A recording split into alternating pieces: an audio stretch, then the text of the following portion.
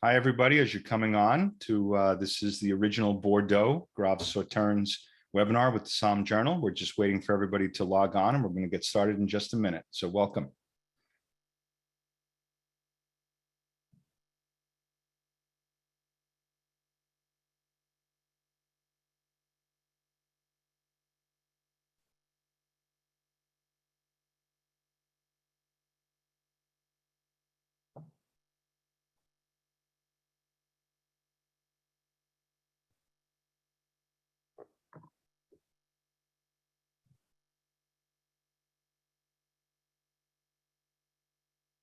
See a few people still coming on, but it is 1 minute past the hour, so we're going to get ourselves started here. Welcome, everybody. This is Lars Light from the SOMM Journal. Welcome to our webinar, The Original Bordeaux Graves-Sauternes with Jesse Becker, MS, and some guest winemakers from the region, which Jesse is going to introduce shortly. But some housekeeping rules right up front. I want to let you know that this is being recorded. It is also streaming live on Facebook Live. And there will be a written update in the SOMM Journal October issue. So be sure to grab that, check it out. If you don't already have a subscription, let us know. It is complimentary to the trade, and you can send me a note at lars@sommjournal.com if you're not already subscribing. We'd love to have you enjoy our publication as well. And we also have great pleasure of collaborating with the SommFoundation, who has given a very generous chance at a scholarship. And here to give us a little bit more details for that is Emily Gold from the SommFoundation. Emily, welcome. Thank you, Lars. Welcome, everyone. So thank you to the SOMM Journal. Everyone participating in this webinar has the opportunity to write an essay for a competition to win $500. There will be 2 $500 scholarships awarded to the top 2 essays. Within the next 48 hours, you will receive an email if you have attended this webinar with the word count, the deadline, all of that information in one place for you, as well as the link. The deadline for this will be midnight on July 31st, and we will announce the 2 winning recipients by August 12th. So thank you all so much and have fun. Awesome. Good luck with that, everybody. Just a reminder that, as I said, this is being recorded. So not only on Facebook Live, but if you go to sommjournal.com, you'll be able to watch the recording by later today. And in addition to this wonderful scholarship, our partners at Gregory and Vine are throwing in a little sampling of some of the wines of the region too for the essay winners. So you've got that to look forward to as well, a little bit of inspiration. So we invite you to put your questions, if you have during the presentation, put them into the chat section or the Q&A. I will be monitoring those and posing them to our panelists when the opportunity arrives. But having said that, it is my great honor to introduce to you Jesse Becker, who has worked for some of the top restaurants in the U.S. He's harvested in some key regions. He's achieved the MS rank, the Master Sommelier, and he is also a certified wine educator. And very germane to today's topic, he is a CIVB Bordeaux Scholar and Ambassador to the Bordeaux region. So Jesse, it's an honor to have you here. Welcome. And please tell us what we're talking about today and who we're talking with. Well, it's really a pleasure. Thank you very much, Lars, and thank you for the very nice introduction. We couldn't have asked for 2 better representatives of the Graves region today. We have with us Olivier Bernard, who is the director of the Domaine de Chevalier, one of my very favorite estates. Hello, bonjour, Olivier. Hello. Bonjour, Jesse. Bonjour. Yes. In addition to Domaine de Chevalier, Olivier has his hands in a number of estates in the Graves region. So it's excellent that we have his perspective today. And we also have Miguel Aguirre from Château La Tour Blanche. Miguel, hello. Hello. Bonjour. Bonjour. Bonjour tout le monde. Of course, Château La Tour Blanche is a premier cru classified in the 1855 classification from Sauternes. Again, he will be speaking to us about both the Barsac and Sauternes appellations, but 2 fantastic guests today. So thank you both for joining us. And I also have to say to you and to for everyone listening or in our audience today. We're especially appreciative that you could join us today. I think most people have seen in the news the wildfires that have been happening very near the Bordeaux wine region. I think something like 20,000 hectares have sadly burned in the last week or so. So I'm sure you'll be getting some questions about this, Olivier and Miguel, but we just want to say, with all of the stress and worry that comes with that you would take your time to join us today is especially we're grateful for that. So thank you very much. So what I wanted to do today is just give you sort of an overview of the Graves region.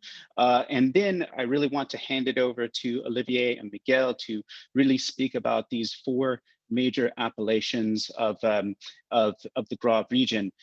But we really encourage your questions and comments about these appellations. So please type those into the chat. Lars is going to monitor that throughout the presentation. He'll throw some of those questions my way while we have Olivier and Miguel speaking. And we've also saved hopefully a little time at the end to take care of that, any remaining questions. So with that, I'm going to jump over to a presentation. And by the way, everyone will be receiving this media kit about this incredible region after the presentation today. So I'm using this media kit in our presentation today because there's a lot of fantastic facts here. A lot of the basic things that you really need to know about the region are all presented here. And just so you're aware, everybody will be receiving this after the presentation today. So here's our game plan, if you will. I'm going to do a short introduction to the region and then turn it over to Olivier to speak about Graves and Pessac-Léognan. And then we'll follow that with a discussion about Sauternes and Barsac with Miguel. And then, like I said, we'll have some time towards the end for some additional questions. So let's get our bearings here. First of all, we all, I think, know where Bordeaux is, so southwest France on the Atlantic coast. But as we look at this general map of the Bordeaux region, you need to train your eye to the sort of bottom of the map there, south of the city of Bordeaux. And along the Garonne River, for about 50 kilometers, you have this region called the Graves. And within the Graves region, we have 4 major appellations that we're really focusing on today. Pessac-Léognan, Graves itself, Barsac, and Sauternes. And just while we have this map up, I'll just point out the proximity of the Atlantic, the Bay of Arcachon there, and that land forest, which I think is detailed on the following slide, but all of these things sort of come together in addition to the Garonne River to sort of define this area that we're speaking about today.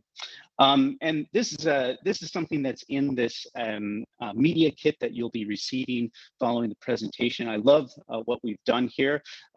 Just gives us sort of the drone or bird's eye view of the appellation, starting in the northern part of the Graves. And you can see the city of Bordeaux there. And sometimes we call this region the gateway to Bordeaux because a lot of the vineyards, especially in Pessac-Léognan, are very, very near to the city of Bordeaux. And in fact, if you want to visit these regions, these producers, these appellations, it's very, very easy to do being based in the city of Bordeaux.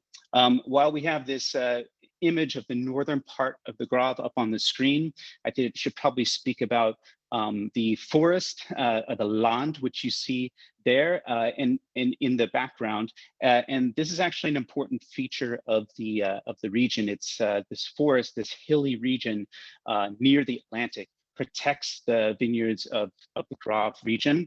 And also maybe should mention here the soils, because Graves, of course, is named after these deep gravelly beds, these croup that come from the Garonne River. And so Graves comes from gravel. That's where the name of the region comes from. But with that being said, the region is not just gravelly soils. That it is much more geologically diverse than that. And in fact, once we're in the southern part of the Graves, which is what we see here, the closer we are to Sauternes and Barsac, the more that we find limestone soils and sometimes clay or sandy soils.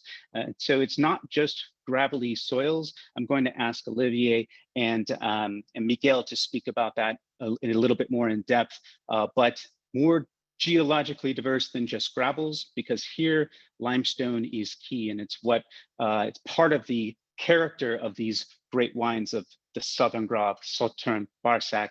Part of the character, of course, comes from these limestone soils. Maybe a bit difficult to see on this map, but while we have this up on the screen, should definitely point out the Ciron. A Ciron comes from the Landes forest. It's a small river. You can see it sort of divides Sauternes and Barsac on this map, and it meets the Garonne. The thing that's important here is that the Ciron is a cool sort of stream, and it comes into contact with the much warmer Garonne. And this is part of why you have this this certain humidity that sort of lingers here, especially in the autumn months. And it's what brings us botrytis to make these world-class sweet wines from here. So that's a very, I think, key geographical feature there is the Ciron, and where the Ciron meets the Garonne River. Maybe just a few more interesting facts here for you. So, of course, Bordeaux itself is the largest appellation in all of France, with over 110,000 hectares. So it's an enormous AOC, but this particular area of the Graves makes up just 6% of the vineyards in Bordeaux. So it's around 17,600 acres, and there are 4 major appellations here, which are listed at the bottom of this screen. We've got Graves, Pessac-Léognan, Sauternes, and Barsac.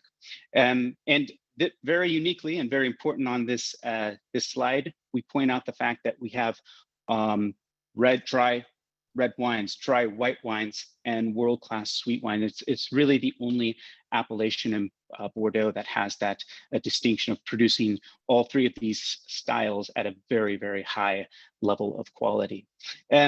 Lots sort of compacted onto this slide, but one thing I wanted to sort of focus in on here is the history.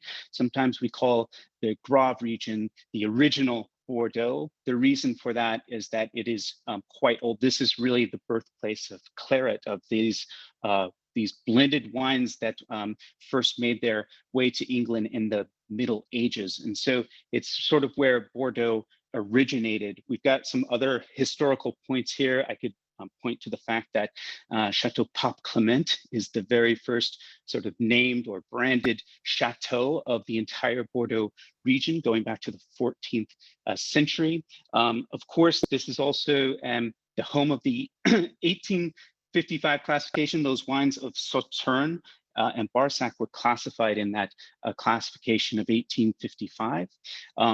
Following that, a little bit later on, there was a classification of the Graves. It was it was entirely focused on the region that is now Pessac-Léognan, but it's where we find the great classified estates for both dry white and red wine in Pessac-Léognan. Olivier is going to speak about the formation of Pessac-Léognan in 1987. I'm going to lean on him heavily to explain a bit more about the regions of Graves and Pessac-Léognan. I think with that, Olivier, I'm going to turn it over to you. First, just giving us a sort of general sense of the Graves and Pessac-Léognan appellations. So the Graves is a wonderful region on the left bank of the river, as you said. In the north of the rivers, you have the Medoc, and on the south of the river, south of Bordeaux, we have the Graves. The Graves are a very old region, and geographically, inside in the Graves, we have Sauternes in the south of the Graves, and Sauternes and Barsac are very different in terms of soil than the rest of the Graves. Where we are, north of the Graves region, is called Pessac-Léognan, is really where the region of red and white wine is really born. We have in this region some chateaux with the same name for 700, 800, 900 years. And when there was no vine in the Medoc, there was already vine for many centuries in this region. So this region of Graves is very old. But in the same time, this is a paradox of this region, is that the classification of the Graves is only from 1953. The Pessac-Léognan appellation is only from 1987. So it's quite new. And this is a paradox of this region between this very old story and in the same time this very new reconnaissance. And Pessac-Léognan, there is this property, Domaine de Chevalier, where I'm situated, is from the 17th century. The house is from the 17th century, but the vineyard is coming back 200 years before. And so this region is very old with vine. But in the same time, it's very new because Pessac-Léognan is quite new. So there is energy, a full energy in this region. And we have many people are family and generally speaking in Graves and Sauternes, the owner are living on their property. They are making their own wine. It's not a big insurance group who own the vineyard. It's really family behind the wine. And for me, this fine way to make wine, this human part of making wine is a part of the success of this region, because this region is really done by the fine and elegant definition. And if you want a big wine, is not in this region. You know, this region is very well known to be fine, elegant, aging wonderfully, and also showing quality after a few years. So you don't need to wait 10 or 15 years. You can have a wonderful 2018, for example. 2018 is a wonderful vintage for us. It's nice to drink now, even if this wine can age for another 10, 15, 20, 30 years without any problem. We opened 1953 Domaine de Chevalier 3 days ago. He was just not a baby, but he was still a young guy. So these wines are aging very well, but at the same time, they have a wonderful, they are quite feminine, you know. We very often say that this wine of Graves are charming, and you can drink them quite quickly also. And that's for the red. But we do also produce dry white wine, and the very few people know that the dry white wine can age for a long time. And for me, most of the white wine must age 5 years minimum. But some wine, like Domaine de Chevalier, like Aubryon Blanc, can age for 10, 15, 20, 25 years. I hope you love Burgundy. I hope you love Champagne. I hope you love some great Californian Chardonnay. And you know that this best white wine, dry white wine, can age for 15, 20, 25 years. And I love this complexity of this wine coming with time, because they are not talking anymore from the fruit, from the oak, from the acidity, but they are talking from the soil. And the soil needs time to really express this complexity of the roots, going down to 3, 5, 10, 15, 20 meters down. And the roots will tell to the fruit all the expression of the soil. And if you respect your fruit, if you respect your soil, if you respect your plants, you can get in your fruit, so you can get in your wine. Give me a good fruit, I will give you a good wine. And for me, the secret of the great wine is coming from the great fruit. And this is the most important thing for me. Give me a great fruit, I will give you a great wine. Well, Olivier, as you're speaking, we already see some questions coming in, and one of the questions is about soil. And I think, hello, visitors. Hello. Bonjour. One of the things that I was thinking about while you were speaking, and I wanted to make sure you touched on, is soil in Bordeaux really dictates what varieties are planted in what areas. And I wanted to make sure we covered that, yes, Graves produces great sweet wines, fantastic dry white wines, but also red. It's still mainly a red wine appellation, correct? You know, I wrote a book on the 45th parallel saying that we need freshness for white, we need maturity for red. So the Graves region is wonderful because you have some soil ready to mature Cabernet Sauvignon, but you have also some soil who are ready to make some very nice Sauvignon Blanc with a wonderful acidity. And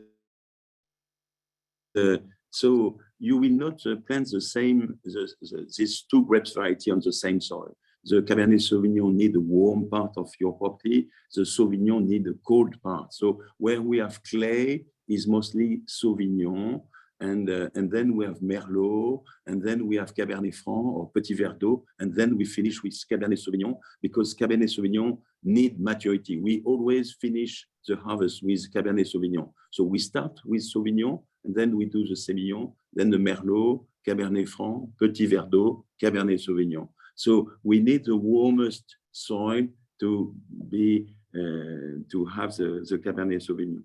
And with the global warming, it's very interesting to see the evolution.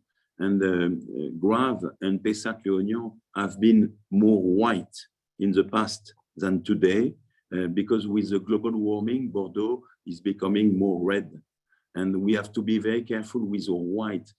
We have to reserve the cold part of our terroir for the Sauvignon, because especially with the global warming, perhaps you know that we have an incredible July, very hot and dry in Bordeaux, a little bit like Napa.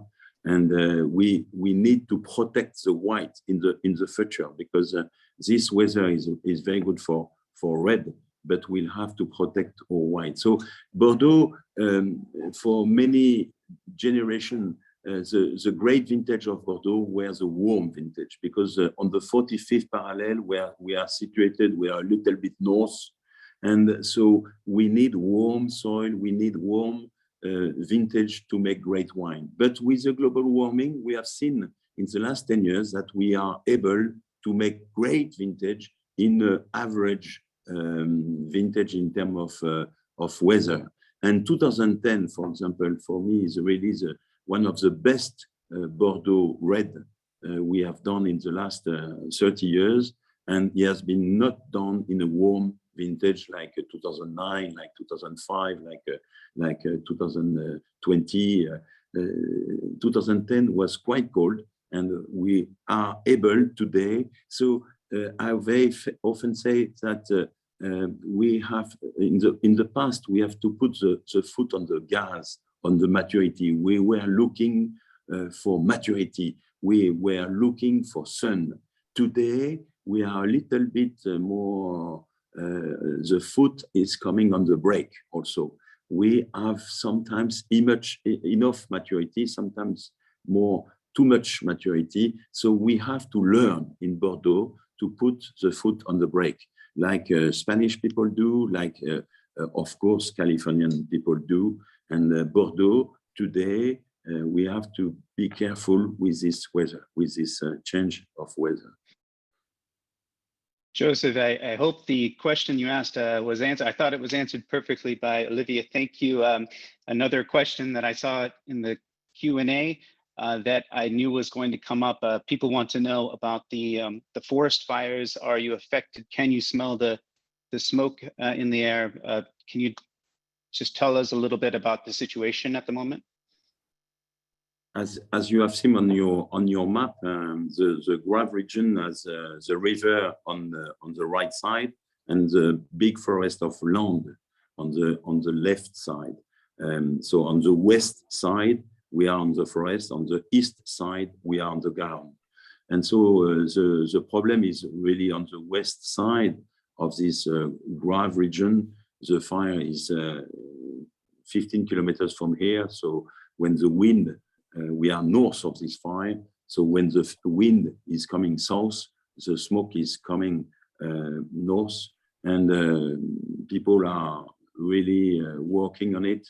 But it's not finished. It's not the domination is still on the fire is still working, and for us it's a big problem, and we'll have to be solidaire. I don't know what the name in English for that, but solidarité. And I will tell you that the forest is part of our vineyard. The forest is part of our terroir, and it's not a joke. You know, I know that in Napa, for example, when you have some eucalyptus close to your vineyard, you can have the nose on the eucalyptus. And here we have pine trees on very close to our vineyard, and you can smell these pine trees also in our wine, and we love that. And the forest makes this region a little bit colder. The forest protects this region about hell, and the forest is also a wonderful diversity of animal, of insect, of ecology, and so we have to protect this forest, and we'll be very close to these people making pine trees in the future, because it's a big catastrophe in this region. I can tell you, big catastrophe. Yes. Well, Louis and Miguel, I think a lot of the people in our audience today live in California wine country. We've been dealing with the same issue. So for what it's worth, we are in solidarity with. We feel the pain, and we hope that the fire will be finished soon. I hope. So thanks for that. Olivia, before I turn it over to Miguel, I have one final question of my own that I wanted to ask you about. We see now that the regions of the appellations of Sauternes and Barsac, Pessac-Léognan, and Graves are now really speaking of solidarity in working together to promote their region, to make the wines even better known than they are today. Can you speak about this I guess this camaraderie that seems like something new? It's something that I see as a really positive thing. As you said, this Graves and Sauternes region is a big region where we have a great chance to be able to produce some of the best red, because we have a classification, and we have Aubryon in the classification of red, but we have also the best dry white wine of Bordeaux are all situated in this region of Pessac-Léognan, and with the classification also in Graves. And in this region also, we are able to produce a sweet wine in Sauternes and Barsac, where we have this classification from 1855 with the best classified growth of sweet wine of Bordeaux. So this region is wonderful, but in the same time, behind this top wine, we have a lot of different winemakers.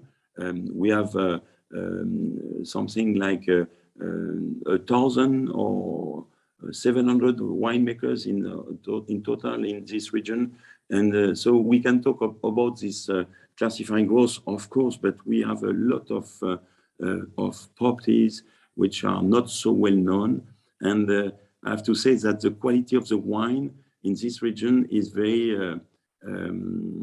honest, because the people don't want to make a big wine, or they are just making the wine of their soil, and with a family mentality. And really, I love the wine of this region of Graves and Sauternes, because they are nature wine. You know, at Domaine de Chevalier, we have 200 hectares in this region of Sauternes, Graves, and Pessac-Léognan on 5 different properties. They are all organic, And I can tell you that many people are working on the organic way today. And this is the future of the best wine in the world. Organic will not have any other option in the future. Yeah, and I just put the classification of the Grave on the screen for everyone to see. And Domaine de Chevalier is classified both for its dry red and its dry white. And I think this is the point I was getting at with my question, is that it's fantastic that we have someone like you, Olivier, or Miguel from Château La Tour Blanche here speaking about the entire region. And I think the idea is to lift everybody up to this place where I think these appellations deserve to be known. So thank you for that, Olivier. Thanks for answering all the questions.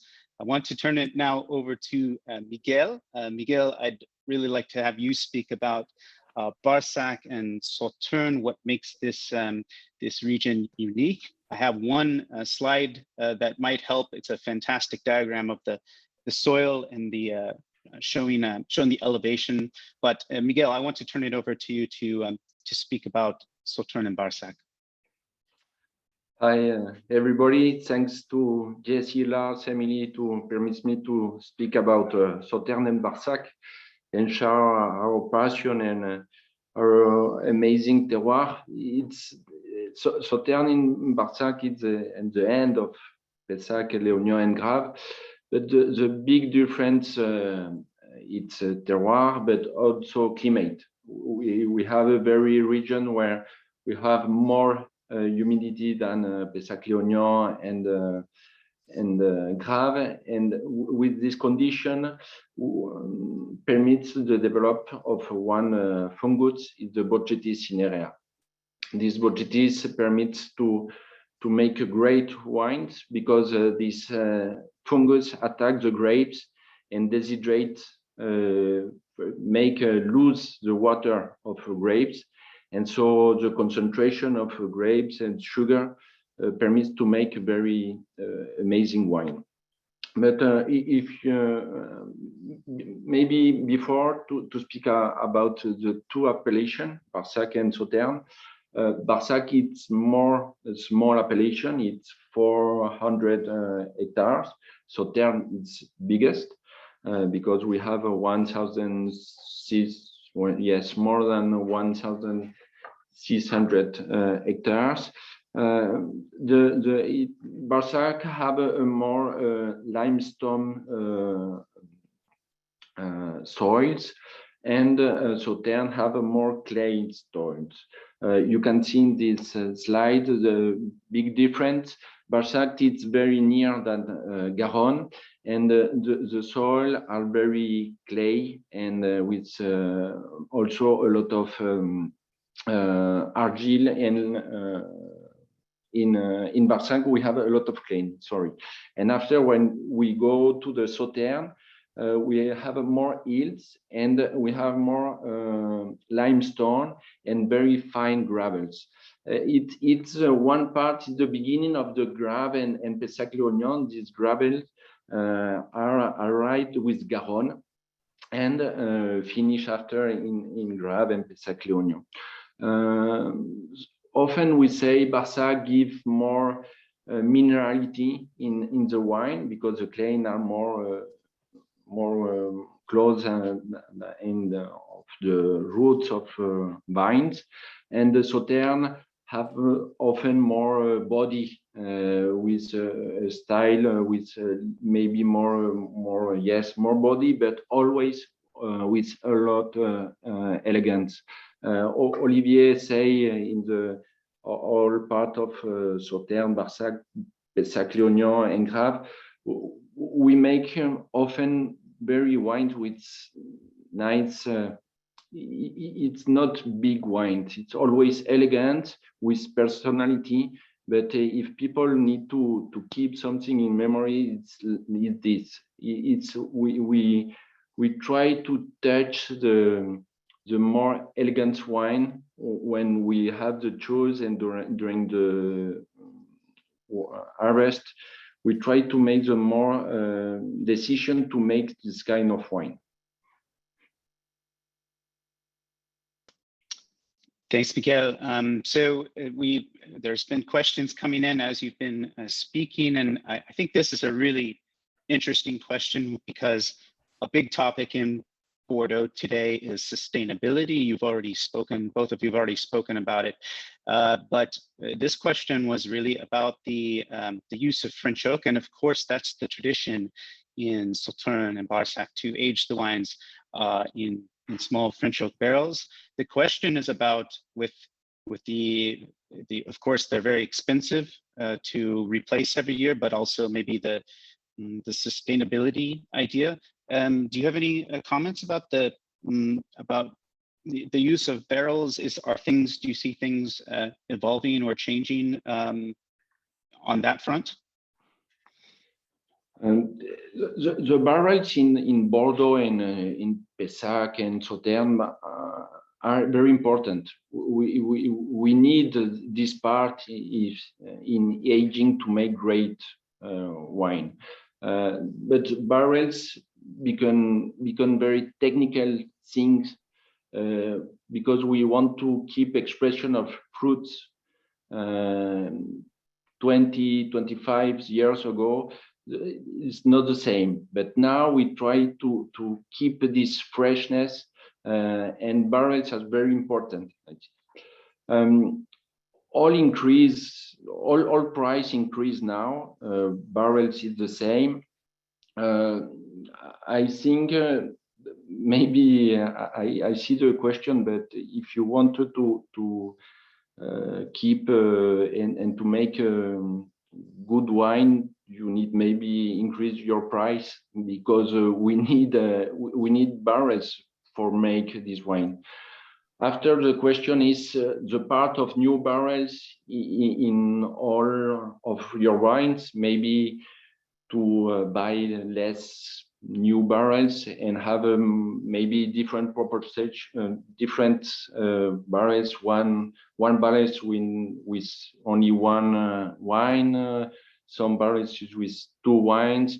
You can try to keep 3-4 times your barrels for different vintage.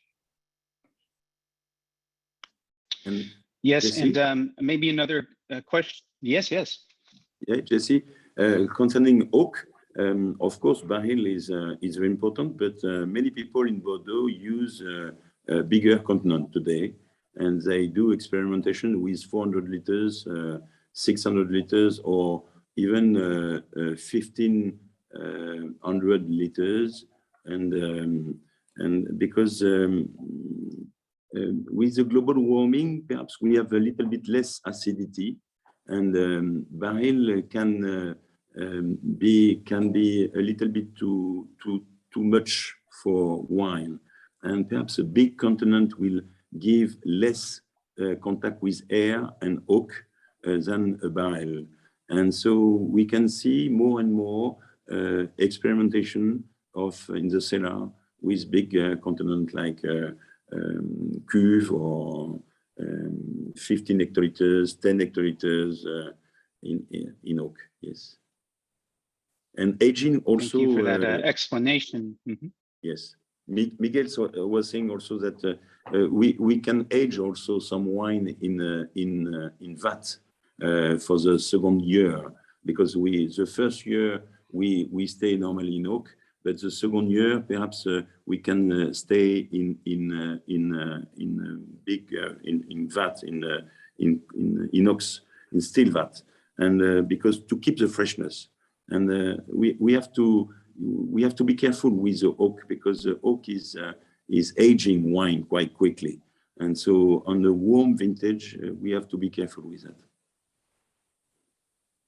Well, speaking of evolving wine styles and evolution in winemaking in the Graves region and in Sauternes and Barsac, Miguel, I think I see many producers in Sauternes and Barsac making the wines, trying to get the wines to have a little less residual sugar than in the past. Maybe, as Olivier was pointing out, to try to keep the freshness in the wines. the style of the wines is evolving. Is this to meet the modern palate, the modern market, do you think? Yes and not, because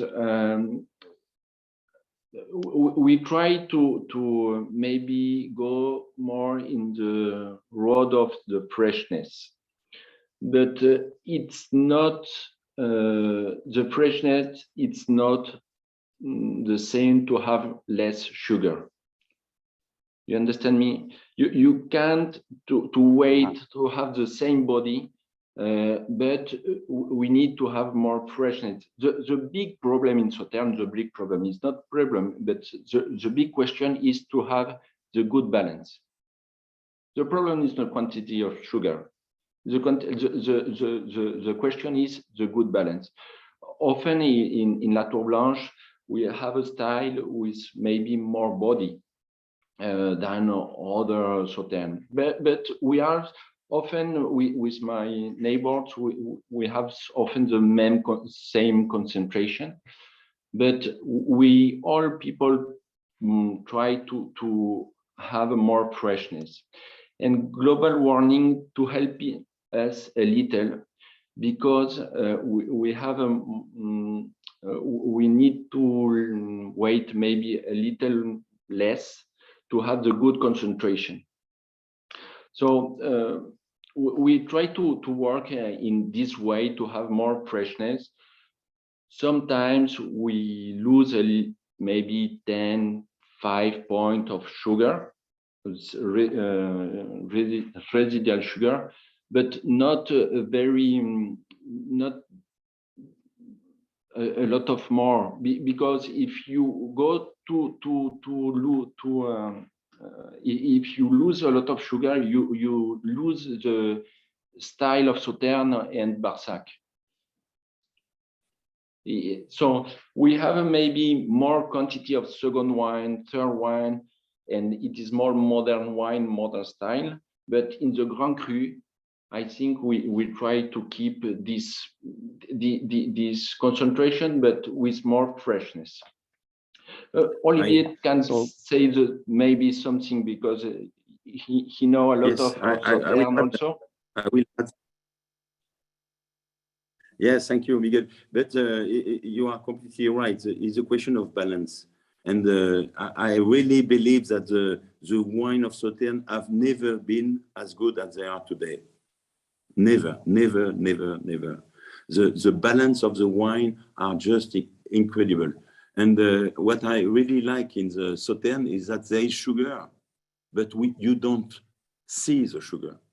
It's not a heavy sugar. You know, the sugar makes just this wine sweet, but not sugar. It's not a question of sugar.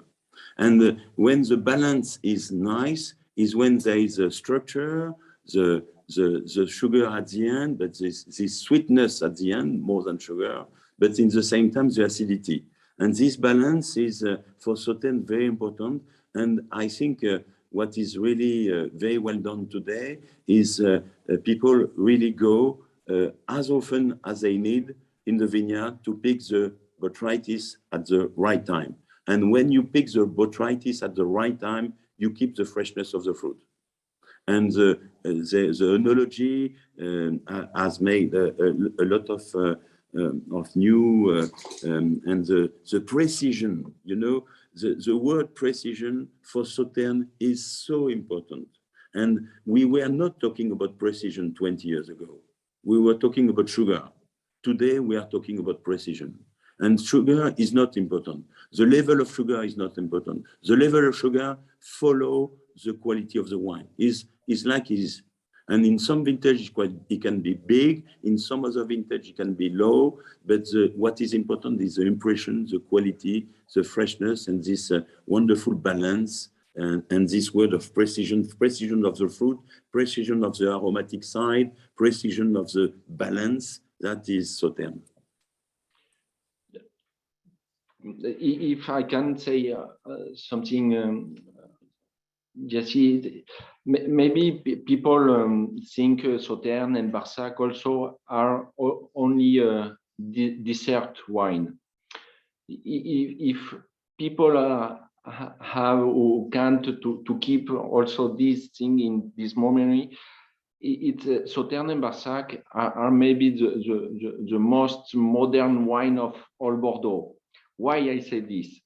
Because if you want to try Sauternes with cocktail, you can to make a cocktail with Sauternes. If you want to try Sauternes in aperitif, it's a great moment.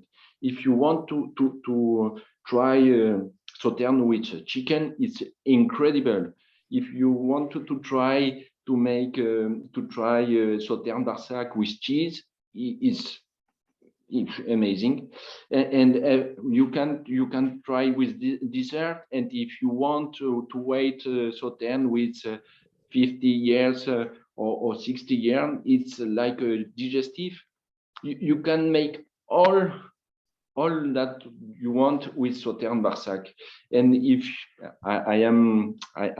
often I joke with Bernard, but I say you can make this with Chevalier, or you can make this with Pessac-Léognan. We can make this with Sauternes Barsac only, but it's very incredible wine. And if want people to keep this and try to have an ambassador with this message, thanks a lot for all producers of Sauternes Barsac. Yes. I'll never forget being in the region, being served oysters and having that paired with Sauternes. The very first time I was presented with this idea, I thought it was crazy.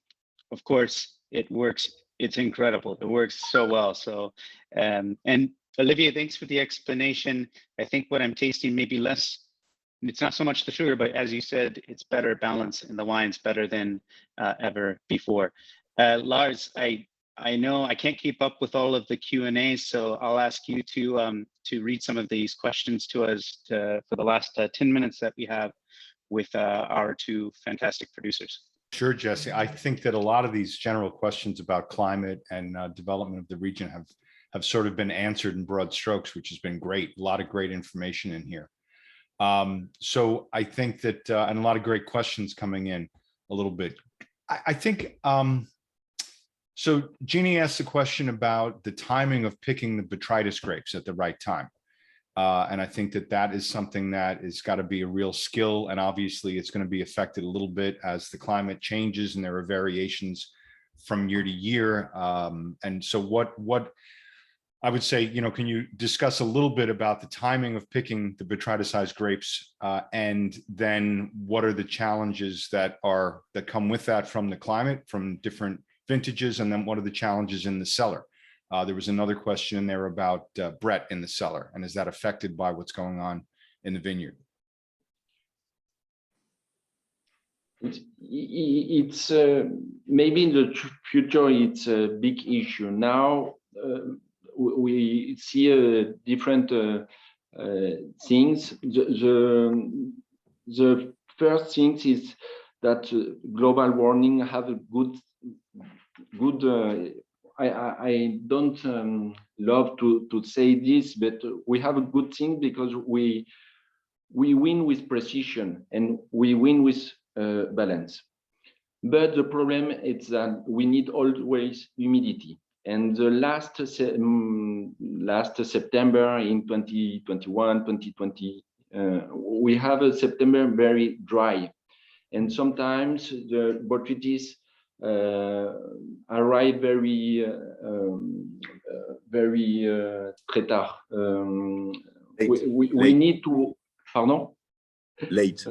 Thanks. The botrytis arrive maybe a little late, and if botrytis arrive a little late, we need the part of risk is more important, because we begin to harvest very late in October, beginning of November, and the day are very short, so the botrytis can't concentrate and can't dry.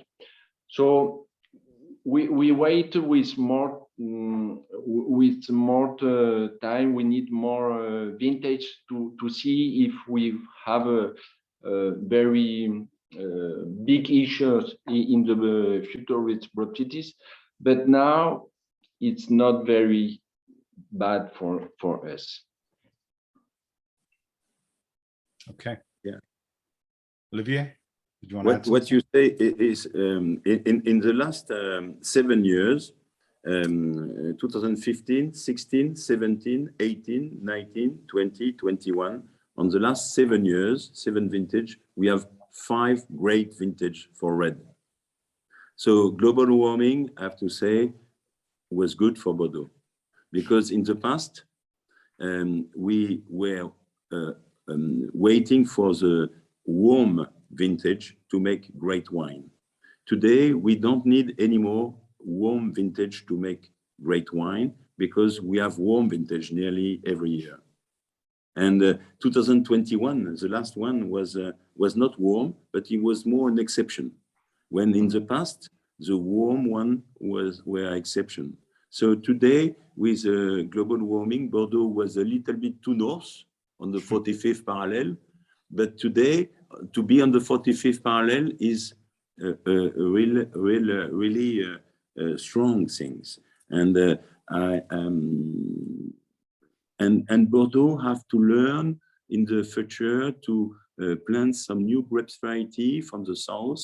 We have to learn how to manage the sun when there is too much sun, like the time we have now in Bordeaux, and perhaps we'll have to have a bigger vegetation, and the style of growing vine will change a little bit in the future, because we were looking for maturity in the past. Today, we have enough maturity, and today perhaps we'll put the foot on the brake, as I was saying before.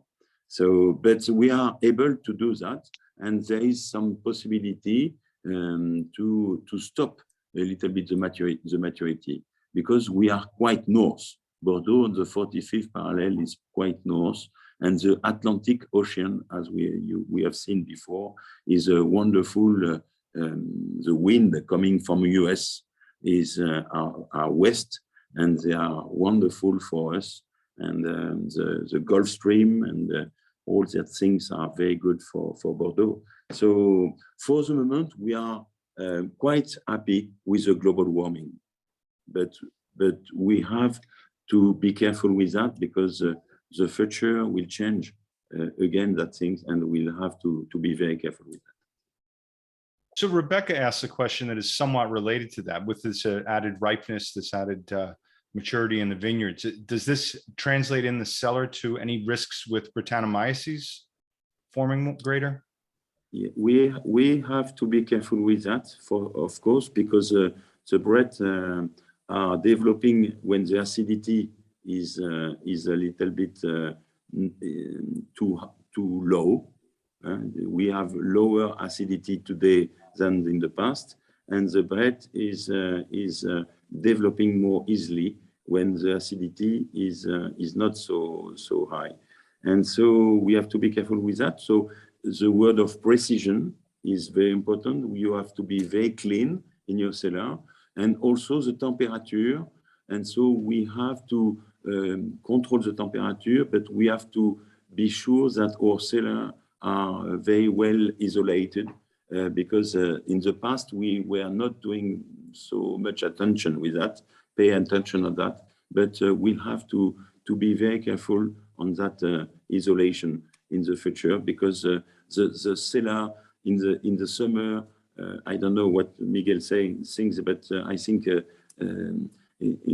20 years ago I was saying 19, 20 is okay, but today is more 17, 18 Celsius.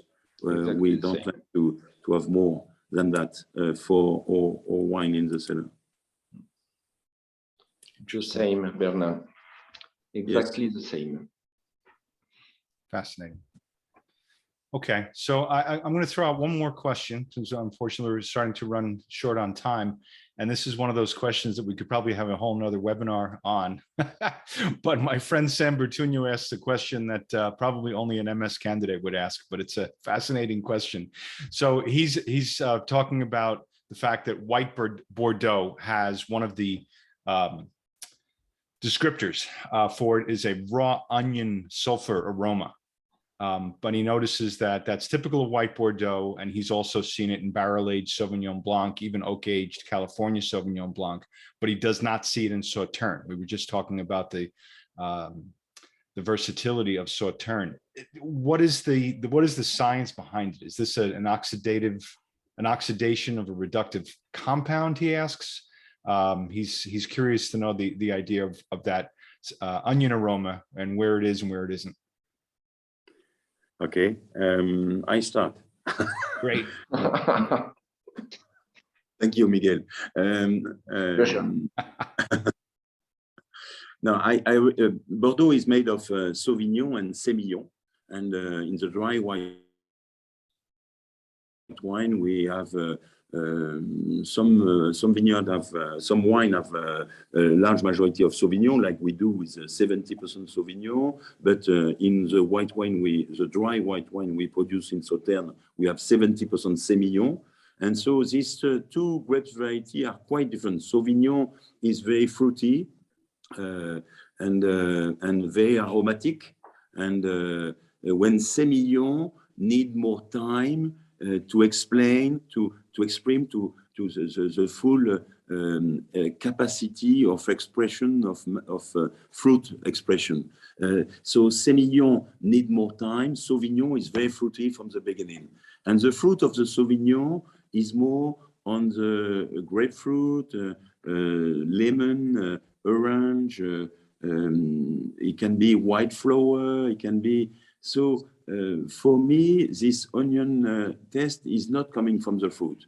It's coming from aging. So you were talking about oak, and perhaps I was telling you also that we have to be careful with oak, because the oak must not be dominated the wine. The wine is the most important. Give me a good fruit, I will give you a good wine. Fruit is working with wine, but the wine is not depending on the oak. The oak must follow. It must not be in front of the wine.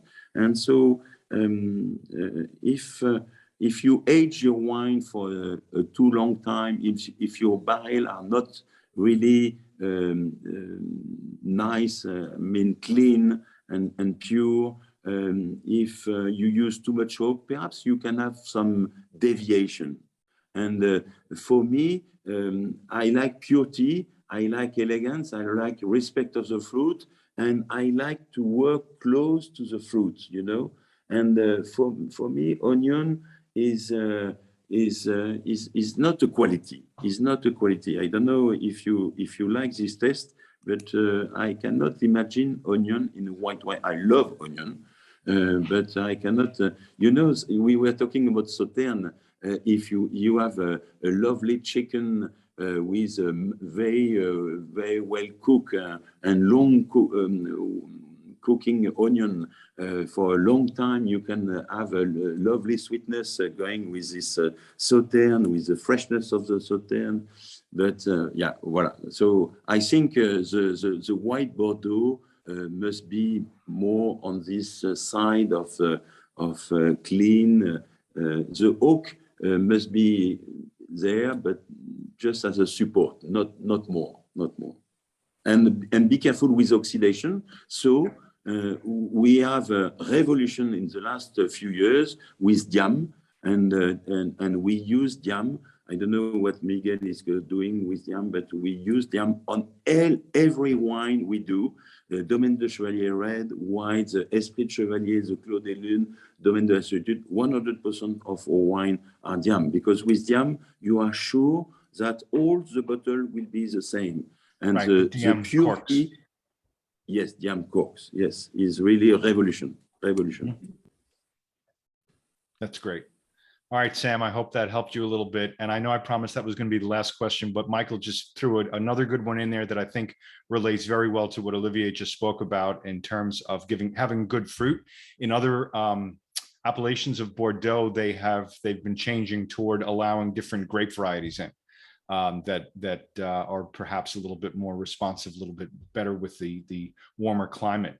Do you see that happening in Graves or any of the other Yeah, you know, in the Grave, 20 years ago, there was a big majority of Merlot. When in the Pessac-Léognan, we have already a majority of Cabernet Sauvignon. Domaine de Chevalier is for a very long time at 65-70% Cabernet Sauvignon. But I'm sure that in the next 20 years, we'll have more Cabernet, less Merlot, more Cabernet Franc, more Petit Verdot, and less Merlot. Perhaps we will see some Syrah, some experimentation of Syrah. Perhaps we'll see, and what is sure is that in Sauternes, for the white, we'll have to find the cold part of our terroir to produce this great white wine, for sure. It's less easy in Sauternes and Barsac because we don't have a Cabernet Sauvignon. We have only 3 varieties: Semillon, Sauvignon, and Muscadel, and we don't have play with another variety. Sauvignon Gris, but it's very small quantity. So in Sauternes, we maybe manage in different way with this issue, but we don't have new variety. Yes, but Miguel, in Sauternes, you can have more Sauvignon in the future than today, because as you know, there is more acidity in the Sauvignon. And when you look at the old history of Sauternes, there was a lot of Sauvignon in the past. And perhaps we'll have to plant. I personally replant quite a lot of Sauvignon in Sauternes today. Maybe the future. And you need to always hear that what they say, Olivier. Yeah. So will we see Touriga Nacional coming into Graves? Yeah, for sure, for sure. And we'll do some port. Never know. Well, this has been fantastic. Great material, great information, great insight. Jesse, Miguel, Olivier, thank you guys so much for this wonderful opportunity. And thank you to the SommFoundation. Emily, you want to give us a little reminder of what's at stake here? People have been taking notes and diligently copying things, learning, getting ready for their essay. Yes. So as a reminder, everyone who attended this webinar will have the opportunity to submit an essay before midnight on July 31st for a chance to win a $500 scholarship. We will be sending you an email within the next 48 hours with all of the details. You must be currently working in the beverage industry to qualify for the essay competition, and all awardees will be announced by August 12th. Thank you guys so much. This was great. Awesome. And as I mentioned earlier, Gregory and Vine are going to throw in a couple of little sampling of some of the wines of the region too, so you can get a firsthand taste, literally, of it. So remember that this has been recorded. The recording will be on SommJournal.com. It's been on Facebook Live on the SOMM Journal platform, and the update, the recap is going to be in the October issue of the SOMM Journal. So on behalf of SOMM Journal and SommFoundation, thank you all very much for tuning in. Again, Jesse, Miguel, Olivier, thank you guys very much. It's been a ton of information. Very well done. Very well communicated. Thank you. Have a good rest of the day, folks. Thank you. Au revoir. Merci beaucoup. Cheers. Stay cool, everyone. Stay cool.